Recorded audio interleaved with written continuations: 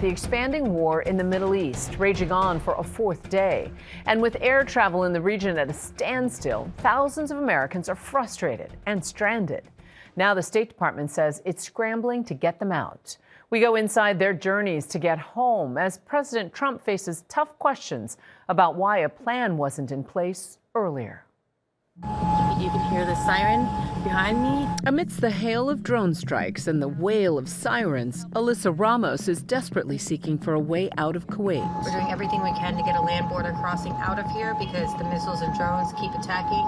The American travel expert seeing smoke and watching missile interceptors from her hotel window. Alyssa's no stranger to extreme conditions, from Mount Everest to the Congo. But this is different. She's been documenting this new war since her arrival, while simultaneously looking for an escape route. We are finally evacuating Kuwait on our own terms by land. The government has not helped us at all. The Kuwait airport shut down after a drone strike. Stories like hers adding increasing pressure to get the government to help. We have seen the government's post today telling all Americans to evacuate on their own. I can hear the missiles overhead already. She and a group of friends say they paid $1,200 for a car ride to Saudi Arabia. If they make it the 7.5 hours to Riyadh, she will still have to find a flight from there.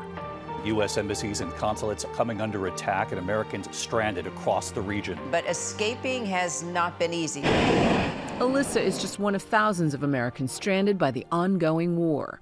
In the Oval Office today, the president faced with tough questions. Why wasn't there an evacuation plan, and will you send planes to get people out? Well, because it happened all very quickly.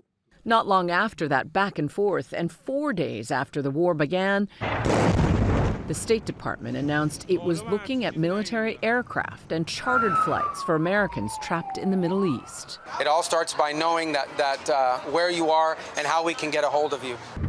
So far, the government says 9,000 Americans have returned home from the region, with at least 14 countries now caught in the crosshairs. Many more are left to get out, mostly on their own. This map showing the blackout of air travel, with active airstrikes the ongoing concern. I had the best trip of my life before the worst trip of my life.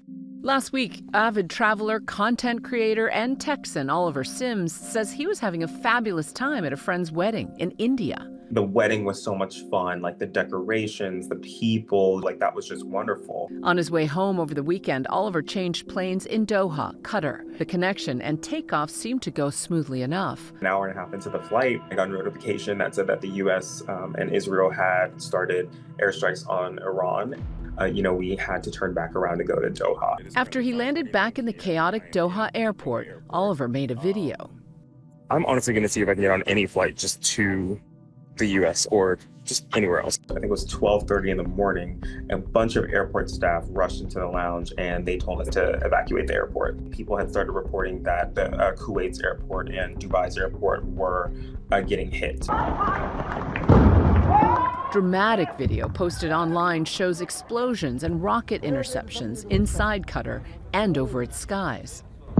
So I'm just constantly in a state of fear, and any type of noise or thud that I hear, I'm like, is that an explosion? Is that a missile? Oliver is looking for exit options by road and air while he's sitting tight and waiting and dreaming of a good night's sleep at home in Texas. I haven't slept a full 8 hours of sleep and I'm just really tired. I just want to go home. So.